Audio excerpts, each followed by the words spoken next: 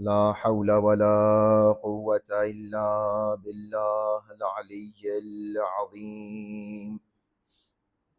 حسبنا الله ونعم الوكيل، نعم المولى ونعم النصير. الحمد لله الذي هدانا لهذا وما كنا لنهتدي لولا أن هدانا الله. لقد جاءت رسل ربنا بالحق، ثم الصلاة والسلام على النبي الأمي القرشي الهاشمي الخاتم لما سبق والفاتح لمن غلق، المعلن الحق بالحق، الذي سمي في السماء بأحمد وفي الأرضين بأبي القاسم مصطفى محمد.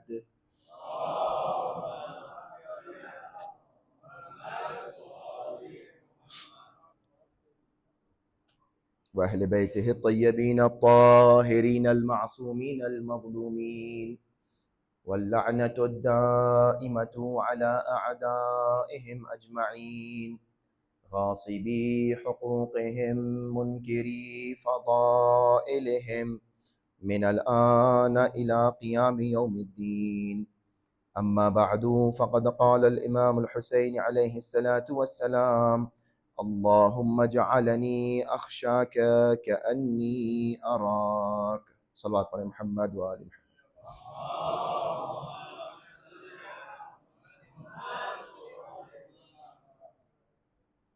آج کی یہ مجلس اور اس کی مناسبت سے آپ سب آگاہ اور آشنا ہیں کہ یہ مجلس بمناسبت سفر امام حسین علیہ الصلاۃ والسلام کہ جو مدینہ چھوڑ کر آپ مکے کی جانب جا رہے ہیں، اور پھر وہ مظالم جو شروع ہونے والے ہیں وہ اسی تاریخ ساز سفر سے شروع ہو جاتے ہیں۔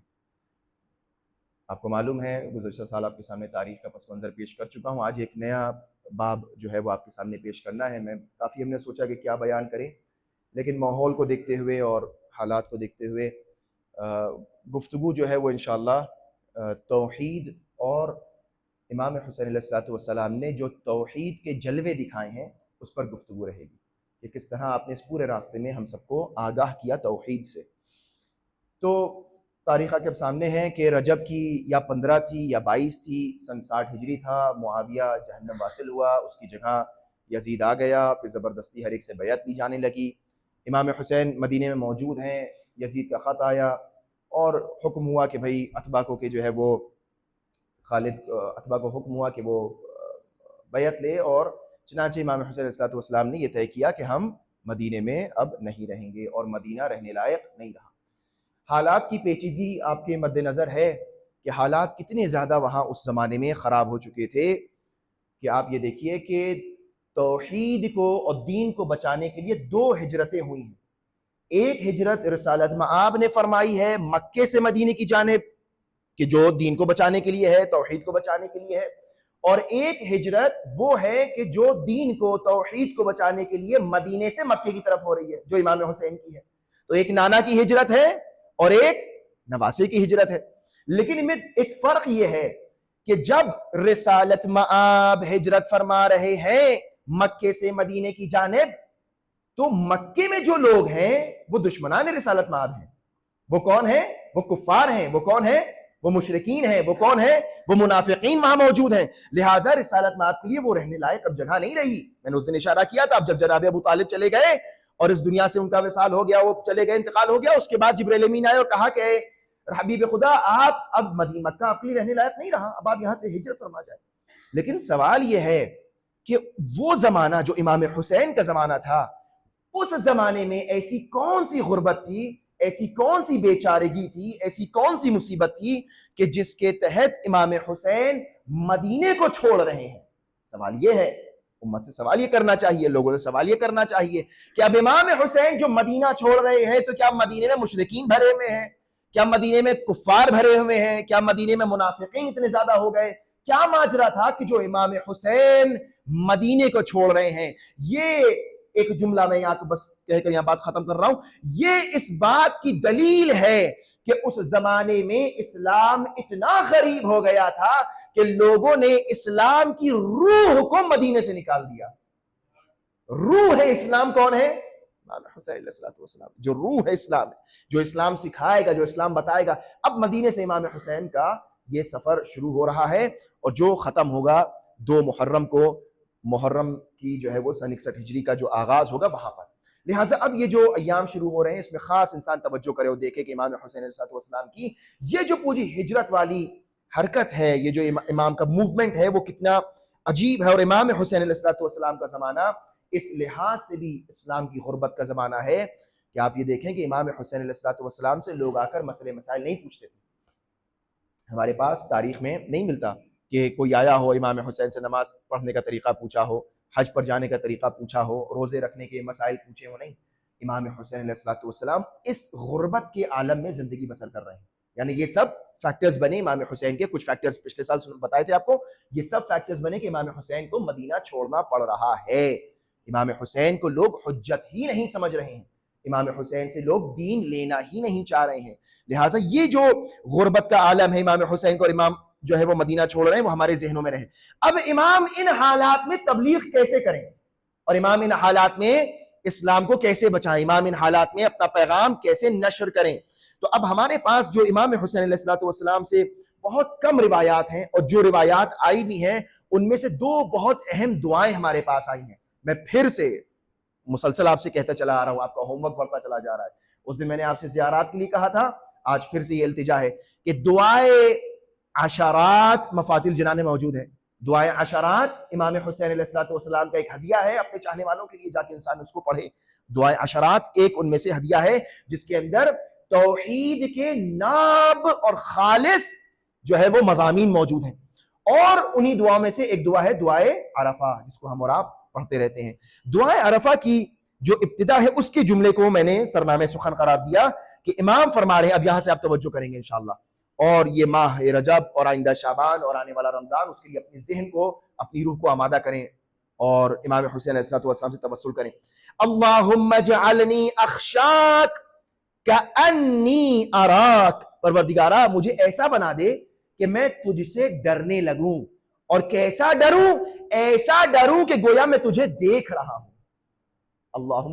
اللہم اجعلنی اخشاک کأنی اراک. پروردگارہ تو مجھے ایسا بنا دے میں تجھ سے ہر لمحے ڈروں. اور ایسا ڈرنا نہیں، ایسا ڈرنا نہیں، ایسا ڈرنا کہ گویا اے اللہ میں تجھے دیکھ رہا ہوں، میں تیرا مشاہدہ کر رہا ہوں. اچھا، یہ بات انسان جان لے کہ جب ہم کسی چیز کو بیان کرتے ہیں تو وہ ہم اپنے تصورات کے حساب سے بیان کرتے ہیں.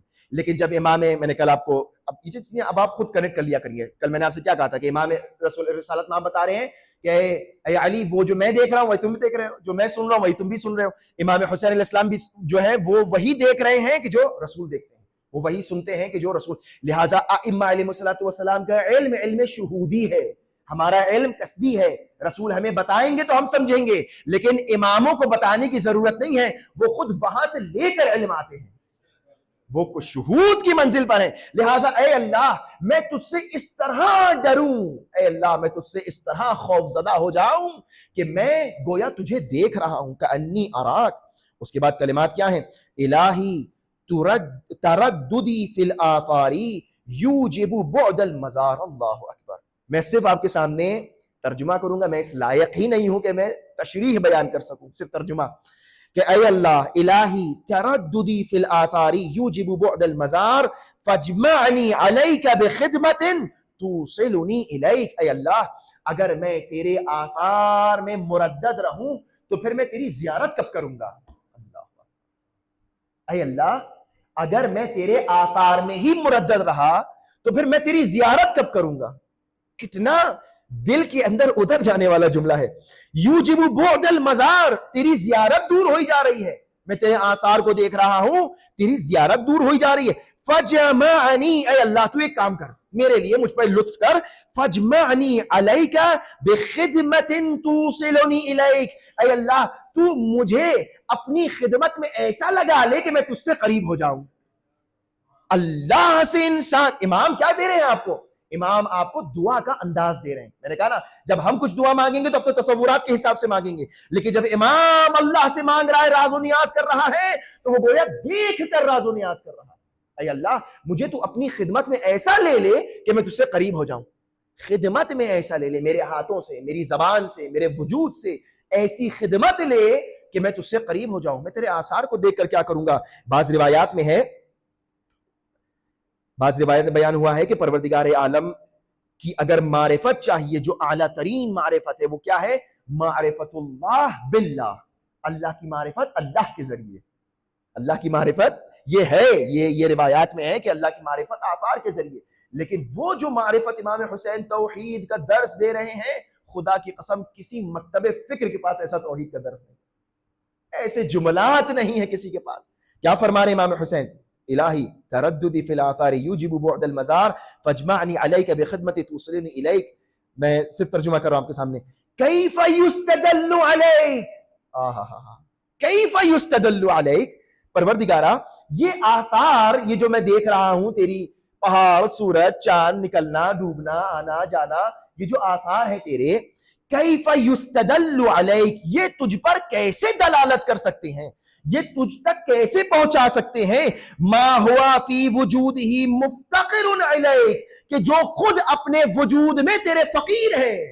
اللہ اکبر, جو خود اپنے وجود میں فقیر محض ہو, وہ تجھ تک کیسے پہنچائے گا؟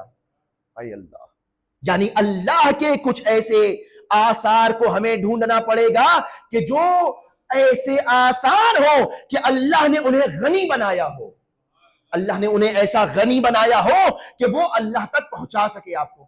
اب آپ وہ جو جملہ ہے پوری دعا کا جو ہم ماہ رجب میں دعا پڑھتے ہیں, یہ میں پڑھ چکا ہوں اس دن.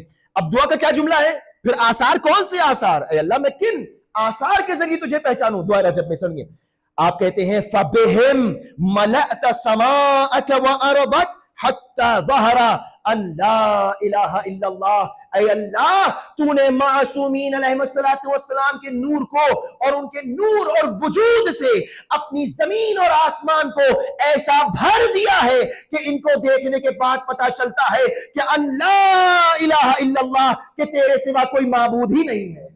اللہ, یہ کس لیے آئے ہیں معصومین؟ یہ کس لیے آئے ہیں معصومین؟ کبھی کبھار تھوڑا اس انداز میں بھی گفتگو سنا کریے کہ انسان معرفت کو حاصل کرے. یہ معصومین کس لیے آئے ہیں؟ کہ اللہ تو نے ان معصومین کے نور اور وجود سے اپنی زمین اور آسمان کو ایسا بھر دیا, ملأتا, بھر دیا, to fill it up to the brim, بھر دیا تو نے, ایسا بھر دیا کہ اب ان کو دیکھنے کے بعد مجھے سمجھ میں آتا ہے کہ تیرے علاوہ کوئی معبود ہی نہیں ہے. اللہ, شرک ہے, غلوب ہے, ہاں یہ کیا ہے؟ یہ آئے اسی لیے ہے کہ ہمیں اللہ کی طرف لے کر جائے. یہ آئے اس لیے نہیں ہے کہ اپنی طرف روک کے رکھے ہمیں, نہیں. جو ان کے اوپر رک جائے, جو امیر المؤمنین کے کمالات کو دیکھ کر رک جائے اور کہے علی خدا ہے, وہ دین علی کو نہیں سمجھا. کمال علی یہ ہے کہ وہ خدا تک لے کر جائیں, اور کمال محبین علی یہ ہے کہ علی کے ہوتے ہوئے ہم اللہ کو مانتے ہیں. اللہ اکبر, اللہ. یہ عجیب ہے, یہ عجیب ہے کہ ہم ان صفات اور کمالات کو کیا کہہ رہے ہیں؟ آپ کہہ رہے ہیں اے اللہ تو نے اپنے ان نمائندوں سے اپنی زمین اور آسمان کو بھر دیا ہے. ملأتا, بھر دیا. یہ آپ رجب میں پڑھتے ہیں, دعاؤں میں پڑھنا چاہیے. آئیے جلدی واپس آئیں گے دعا عرفہ کی طرف. اب ہم کیا کہتے ہیں؟ امام فرما رہے ہیں کہ اے اللہ, اور یہ جو روایت ہے نا کہ یا تو ان آثار کے ذریعے پہچانے, یا روایت کہتی ہے اصول کافی کی اعرفوا اللہ باللہ, اللہ کو پہچانو اللہ کے ذریعے, ہاں, یا اللہ کے ایسے نمائندوں کے ذریعے کہ جو واقعاً الہی صفات کے مالک ہیں, جو واقعاً اللہ تک پہنچا سکے تمہیں. پھر اس کے بعد فرمایا الہی بکا عرفتک, اے اللہ میں نے تو تجھے تجھ سے پہچانا, میں نے تجھے تیرے ذریعے پہچانا, میں نے کسی اور کی مدد نہیں لی. یہ توحید امام حسین علیہ السلام ہے, یہ وہ تبلیغ ہے جو امام حسین علیہ السلام انجام دے رہے ہیں اس راستے. اور اس کے بعد امام فرماتے ہیں ایکون لغیرک, اس کو بس سنیے گا دلچسپی سے. اور میں ایک بات آپ سے کہوں, دیکھیے جب ہم عربی کلمات پڑھ رہے ہیں, میں اپنے اس فلو کو توڑ رہا ہوں اس اہم جملے کے لیے کہ جب میں آپ کے سامنے عربی کلمات پڑھ رہا ہوں اور ترجمہ کر رہا ہوں تو آپ میرے مزاج کے حساب سے سن رہے ہیں, میں اپنی عقیدت کے حساب سے، میں اپنے انداز سے آپ کو ٹوٹے پھوٹے الفاظ میں پیش کر رہا ہوں، لیکن خدا کی قسم آپ اس کو محسوس کریے گا، جب آپ خود اپنے سامنے ترجمہ رکھیے گا، گھر پہ جائیے بیٹھیے ان عبارات کو پڑھیے اور ترجمہ پڑھیے، تو آپ کو ایک الگ مزہ آئے گا. آپ اپنی معرفت کے حساب سے اللہ کو پہچانیں گے، آپ ان عبارات کو خود محسوس کریں گے. ابھی تو میں پڑھ کے سنا رہا ہوں، لیکن آپ جائیے بیٹھیے خلوت میں ان عبارات کو پڑھیے گا. یہ مفاتیح الجنان میں موجود ہے. کیا کہہ رہے ہیں؟ اَيَكُونُ لِغَيْرِكَ مِنَ الظُّهُورِ، اے اللہ کیا تیرے علاوہ بھی کسی کا ظہور ہے کہ جو میں اس کو دیکھ کر تجھے پہچانوں؟ اللہ محسوس کریں. سبحان اللہ آپ کے اوپر کہ آپ کی معرفت اتنی ہے کہ آپ ان مطالب پر بھی سبحان اللہ کہہ رہے ہیں. خدا کی قسم یہ بڑی عجیب کلمات اور روایات ہیں اور یہ عبارات ہیں. اَيَكُونُ لِغَيْرِكَ، مزہ دیکھیں اس کے اندر. اَيَكُونُ لِغَيْرِكَ مِنَ الظُّهُورِ، مجھے نہیں امید تھی کہ جو ہے وہ آپ اتنی دلچسپی سے سنیں گے. اَيَكُونُ لِغَيْرِكَ مِنَ الظُّهُورِ، کیا تیرے علاوہ بھی کوئی ظہور، کیا تیرے علاوہ بھی کچھ ہے؟ کیا تیرے علاوہ بھی کچھ ہے؟ مَا لَيْسَ لَكَ، جو تیرے پاس نہ ہو، حَتَّى يَكُونَ هُوَ مُظْهِرٌ لَكَ، تاکہ وہ تجھے پہچنوائے. اللہ اکبر. کیا کچھ ہے کہ جو تجھے ظاہر کرے؟ کیا کچھ اتنا بڑا ہے کہ جو تجھے ظاہر کرے؟ کیا کچھ ہے؟ نہیں، اس دنیا میں کچھ نہیں ہے. ہاں اس کے بعد خود امام فرماتے ہیں باقاعدہ کہ ہاں تیرے ایسے کچھ نمائندے ہیں جو اتنے بڑے ہیں جو تجھے پہچان سکتے ہیں. کچھ ایسے آئینے ہیں، ایسے آئینے ہیں کہ جو تیری تجلی کو دکھا سکیں. ہر ایک میں دکھاؤں گا، میں آیت اللہ ہوں، ہاں میں آیت اللہ ہوں، میں اللہ کی ایک نشانی ہے، میں بول رہے ہیں، ہنس رہے ہیں، باتیں کر رہے ہیں، چل رہے ہیں، ارادہ ہے، قوت ہے. لیکن جو آیت اللہ العظمی ہے، جو نبأ عظیم ہے، جس کی وجہ سے تمام آیات ہیں، اللہ اکبر، وہ آیت ہے، وہ علی ابن ابی طالب آیت ہے، وہ سب سے بڑی خبر ہے، وہ سب سے بڑی نشانی ہے. ان کو دیکھنے کے بعد ہماری پیشانی سجدے میں جھکتی ہے. یہ معرفت ہونا چاہیے انسان. اے اللہ کیا تیرے علاوہ کوئی کچھ ظاہر ہے، کچھ ظہور ہے جو میں اسے دیکھ کر تجھے پہچانوں؟ کچھ نہیں ہے تیرے علاوہ. اے اللہ سبحان اللہ. اے اللہ متى غبت، تو کبھی غائب ہوا ہی نہیں جو میں تجھے پہچانوں. اللہ متى غبت حتى تحتاج الي الى الدليل يدل عليك. یہ یہاں تک پہنچنا چاہیے. مولا امام حسین آج آپ کے صدقے میں یہ ہمیں عطا فرمائیے. امام فرما رہے متا غبتا، اے اللہ تو مجھ سے غائب ہی کب ہوا تھا کہ تحتاج الی الدلیل یدل علیک، میں اب دلیلیں ڈھونڈوں تو کہاں ہے؟ تو غائب ہی نہیں ہوا. نحن اقرب الیہ من حبل الورید، ہم تو بندے سے اتنا قریب ہیں کہ اس کی شہ جو گردن کی رگ ہے اس سے قریب ہے. اور یہ بندہ اتنا نالائق ہے، ہم اتنے نالائق ہیں کہ ہم اللہ کو ہر لمحے بھولتے رہتے ہیں. سب کچھ یاد رہے گا سوائے اللہ کے. امام حسین فرما رہے ہیں کہ پروردگارہ تو غائب کب تھا؟ ہاں من عرف نفسہ، اپنے آپ کو انسان پہچانے. جو میں آپ سے بار بار کہہ رہا ہوں یہ ایام ہے، فلاں ہے. انسان بیٹھے اپنے پر غور کرے، ان دعاؤں کو پڑھے، ان دعاؤں کے ذریعے توسل کرے. اب وقت بالکل نہیں کہ میں جو ہوں وہ ایک صلوات پڑھے محمد وآل محمد.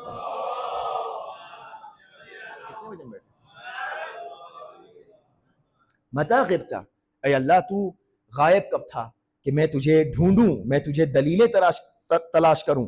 وَمَتَى بَعُدْتَ حَتَّى تَكُونَ الْآثَارُ هِيَ الَّتِي تُوصَلُ إِلَيْكَ، تو مجھ سے دور ہی کب تھا، تو مجھ سے دور ہی کب ہوا کہ میں ایسے آثار کو ڈھونڈوں، ایسے لوگوں کو ڈھونڈوں کہ جو مجھے تجھ سے قریب کر دے. عَمِيَتْ عَيْنٌ لَا تَرَاكَ، اندھی ہو جائے وہ آنکھ جو تجھے دیکھ نہ سکے. یہ دعا کا جملہ ہے کہ پروردگارہ اندھی ہو جائے وہ آنکھ جو تجھے دیکھ نہ سکے، تیرے آثار کو دیکھ نہ سکے، تیرا مشاہدہ نہ کر سکے. اے اللہ میں تجھے کہاں دیکھوں، بتا دے مجھے. اے امام حسین میں کہاں سے دیکھوں؟ آپ کہہ رہے ہیں آنکھ اندھی ہو جائے، میں کہاں دیکھوں؟ عجب نہیں، امام حسین یہی تو کہیں گے کہ میرے بابا علی مرتضیٰ ہی تو اللہ کی تجلی ہے. جو انہیں دیکھ لے وہ وجہ اللہ کو دیکھ لے. وجہ اللہ کو دیکھنا ہے، اللہ کا نظارہ کرنا ہے، اللہ کے آثار اور کیفیات قدرت کو دیکھنا ہے، وجہ اللہ کو دیکھو، عین اللہ کو دیکھو، ید اللہ کو دیکھو، قدرت اللہ کو دیکھو. یہ آثار ہیں، یہ وہ چیزیں ہیں جن کو دیکھ کر تم اللہ کو پہچان سکتے ہو. باقی کچھ نہیں ہے، اس کے علاوہ کچھ نہیں ہے. یہ جو ہے وہی سب کچھ ہے. یہ بھیجے ہی اسی لیے گئے تھے کہ ان کو دیکھ کر انسان اللہ کو پہچان لے. اس کے علاوہ کوئی اور مقصد نہیں تھا. امام فرماتے ہیں کہ ہم تو دور کب تھا اے اللہ. امام اور پھر اس کے بعد جو ہے بہت ایسی جو ہے وہ روایات موجود ہیں. میں واقعاً بھول گیا میں کتنے بجے بیٹھا تھا, مجھے نہیں پتا, میں بس پڑھ رہا ہوں. اللہم, اس کے بعد عاشور کے دن ایک مرتبہ امام حسین فرماتے ہیں اللہم انت ثقتی, میں بس دھیرے دھیرے ختم کر رہا ہوں, اللہم انت ثقتی فی کل کرب. اب یہ تھوڑا تربیت کا پہلو بھی ہے اور توحید عقیدہ توحید کے تربیتی جو آثار ہیں وہ امام حسین علیہ السلام یہاں بیان فرما رہے ہیں. اور یہ وہ وقت ہے 2 محرم کے میں آپ آ چکے ہیں. اس کے بعد جو ہے وہ تمام حادثے واقعات تلخ واقعات رونما ہو چکے ہیں اور امام حسین کربلا کی زمین پر تنہا ہیں. اب امام حسین اس تنہائی میں یہ ارشاد فرماتے ہیں اللہم انت ثقتی فی کل کرب. اے اللہ تو میری, ثقہ کہتے ہیں جسے میں یہاں پہ ٹیک لگایا ہوں ممبر کے اوپر, یہ ثقہ ہے میرا, یہ میرا تکیہ گاہ ہے, میرا ٹیک ہے, مجھے گرنے نہیں دے رہا ہے, مضبوطی سے میں آرام سے ٹیک لگائے ہوئے ہوں, مجھے پتا ہے میں پیچھے نہیں گروں گا. اسے کہتے ہیں ثقہ. ہاں, you can rely on some thing, یہ آپ کا ریلائنس ہے, یہ آپ کی توکل کی جگہ ہے, یہ آپ کو گرنے نہیں دے گی. اے اللہ, اے اللہم انت ثقتی فی کل کرب. اے اللہ, کہاں ہے یہ امام حسین؟ کرب اور بلا میں ہے نا, کرب اور بلا کی زمین پر ہے. تو فرماتے ہیں اے اللہ انت ثقتی فی کل کرب. اے اللہ, ہر کرب میں, ہر درد میں تو میری تکیہ گاہ ہے, میرا توکل تیرے اوپر ہے. یہ توحید ہے تربیتی لحاظ سے. امام اپنے چاہنے والوں کو بتا رہے ہیں کہ کرب ہو, بلا ہو, تکلیف ہو, آفت ہو, مصیبت ہو, تمہارا توکل اللہ کے اوپر ہونا چاہیے, تمہارا تکیہ, تمہارا ہر طریقے کا ریلائنس اللہ کے اوپر ہونا چاہیے. اے اللہ, اللہم انت ثقتی فی کل کرب ورجائی فی کل شدت, اور ہر طریقے کی امید ہر شدت پر صرف تیری طرف ہے, ساری امیدیں تیری طرف ہیں. وَأَنْتَ لِي فِي كُلِّ أَمْرٍ نَزَلَ بِي ثِقَةٌ وَعُدَّةٌ. اے اللہ, جو کچھ اس وقت میرے اوپر نازل ہو رہا ہے تیری جانب سے, تمام مصائب, تمام آلام, تمام شدتیں, یہ سب کیا ہے؟ نزل بی ثقۃ وعدۃ, یہ سب تیری خاطر میرے لیے آسان ہے, چونکہ میرا توکل تیرے اوپر ہے.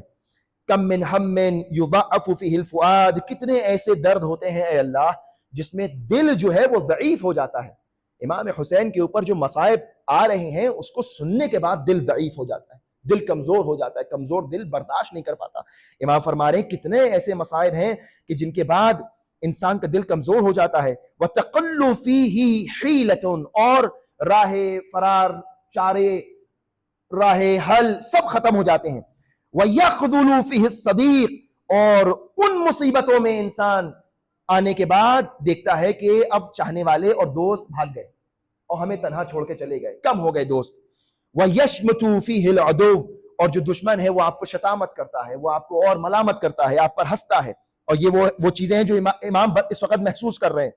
وَأَنزَلْتَهُ بِكَ وَشَكَوْتَهُ إِلَيْكَ, اے اللہ یہ جو سب میرے اوپر نازل ہو رہا ہے میں اس کا شکوہ کر رہا ہوں, میں اس کو تیرے سامنے بیان کر رہا ہوں, لیکن رغبتاً منی الیک عمن سواک, لیکن اے اللہ میں اس بات کا اقرار کر رہا ہوں کہ اس دنیا میں مجھے کسی چیز سے رغبت نہیں سوائے تجھ سے.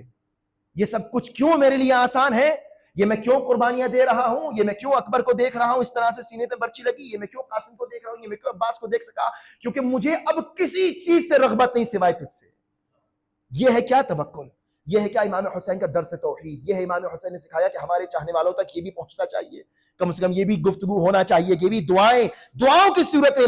فَفَرَّجْتَهُ وَكَشَفْتَهُ وَأَنْتَ وَلِيُّ كُلِّ نِعْمَةٍ, چونکہ مجھے یقین ہے کہ تو ہر نعمت کا دینے والا ہے. وَصَاحِبَ كُلِّ حَسَنَةٍ وَمُنْتَهَى كُلِّ رَغْبَةٍ. اور اس کے بعد امام فرماتے ایک منظر وہ آتا ہے, تاریخ میں لکھا ہے کہ یہ وہ وقت ہے کہ جب امام حسین جو ہے وہ قتل گاہ میں ہے اور زخموں سے چور چور ہیں, خون آپ کا جو ہے بدن سے ایسا بہ گیا ہے کہ اب امام حسین علیہ السلام حرکت نہیں کر پا رہے ہیں.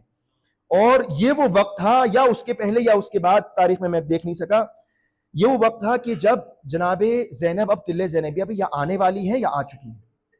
اب ایسے موقع پر جو توحید کا درس دے وہ امام حسین فرماتے ہیں صبرا علی قضائک یا ربی لا الہ الا سواک, اے اللہ میں تیرے اس مصیبت پر صبر کرتا ہوں, تیرے علاوہ کوئی معبود نہیں.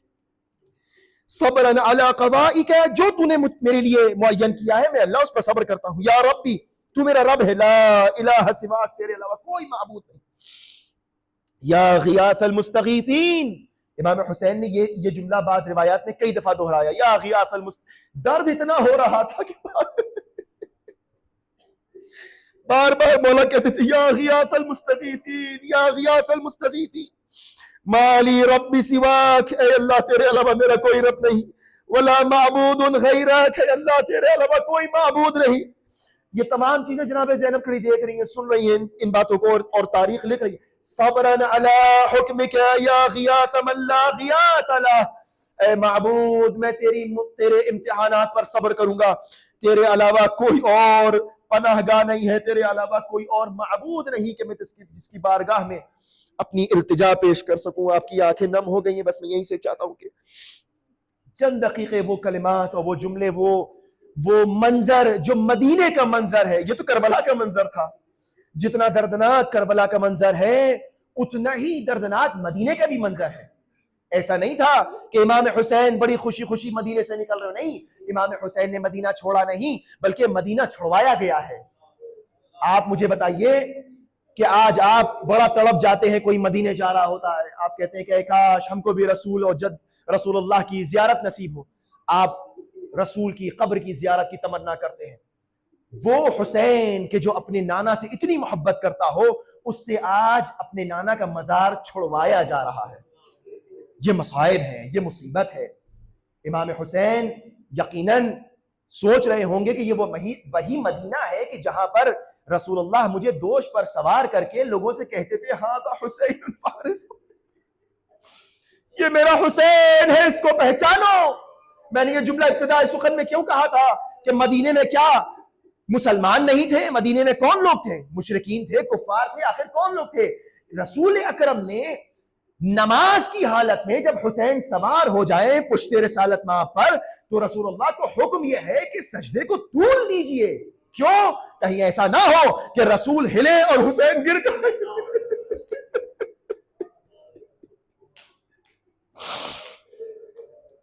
امت نے کیا کیا کربلا میں؟ زبردستی گھوڑے سے گرایا،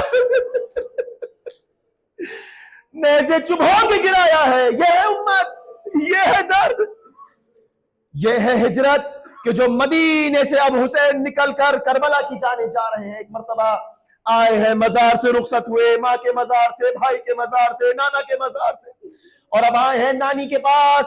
اے نانی ام سلمہ، میں کربلا جا رہا ہوں، میں عراق جا رہا ہوں. ایک مرتبہ جناب ام سلمہ تڑپی اور کہا کہ اے میرے لال، اے میرے حسین، میں یقیناً رشتے میں تو نانی ہوں لیکن وقت کے امام آپ ہیں، آپ میرے حجت خدا ہے، میں آپ کو حکم نہیں دے سکتی، لیکن اے میرے لال حسین آپ کربلا نہ جائیے، کہیں بھی چلے جائیے، کربلا نہ جائیے. کیوں نانی جان کربلا کیوں نہ جائیں؟ کہا اے حسین میں نے آپ کے نانا سے بارہا دیکھا ہے، ان کو جب کربلا کا لفظ آتا تھا آنکھوں سے اشک جاری ہو جاتے. ایسا کیا تھا کربلا میں؟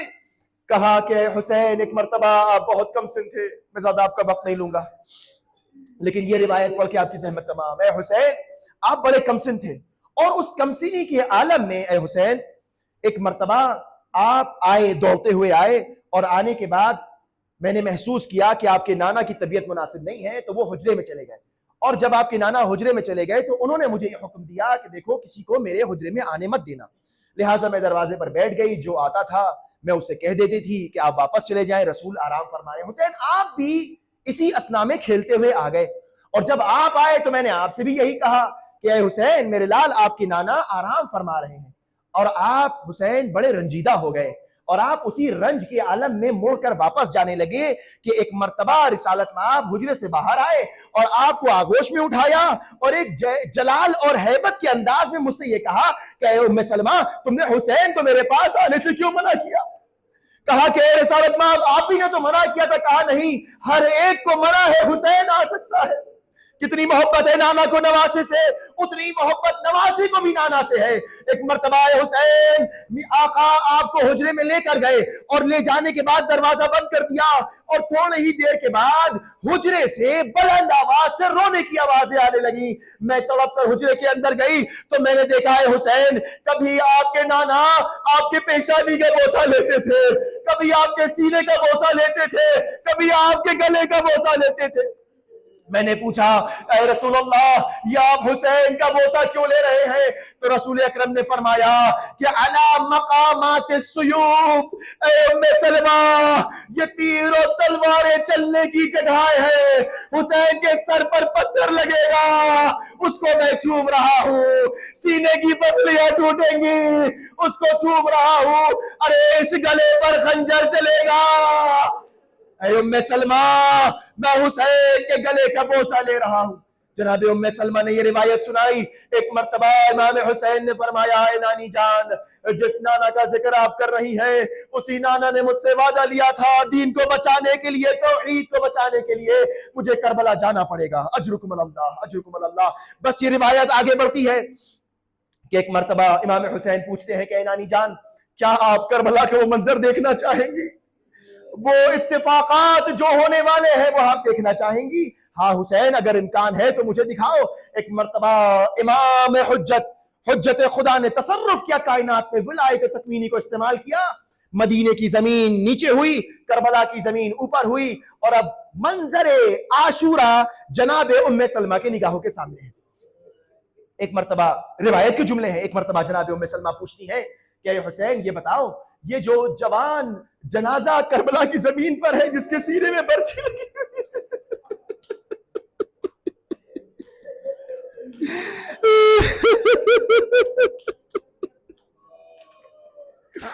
اے حسین یہ جو جوان ہے کہ جس کے سینے پہ برچھی لگی ہے کس کا جنازہ ہے؟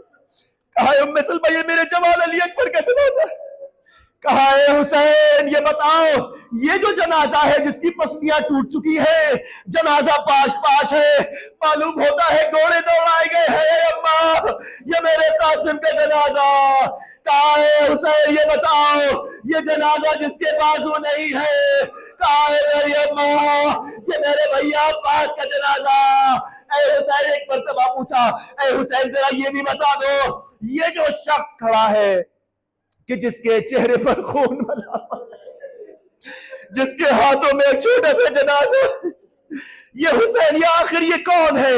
اتنی مظلومیت سے پانی مانگ رہا ہے، اتنی مظلومیت سے کبھی چاہتا ہے کہ اس خون کو آسمان کی طرف پھینک دے، کبھی چاہتا ہے خون کو زمین کی طرف پھینک دے۔ کہا ام سلمہ آپ نہ پہچان سکی نانی جان، ارے یہ میں حسین، میرا اصغر میرے ہاتھوں میں۔ ایک مرتبہ ام سلمہ نے کہا اے حسین اب میں نہیں دیکھ سکتی، اے حسین میں برداشت نہیں کر سکتی، اے ام سلمہ آپ دیکھ نہیں سکتی جو ہونے والا ہے، نہ جانے زینب کس طرح دل زینبیہ سے بھائی کا گلا زبا ہوتا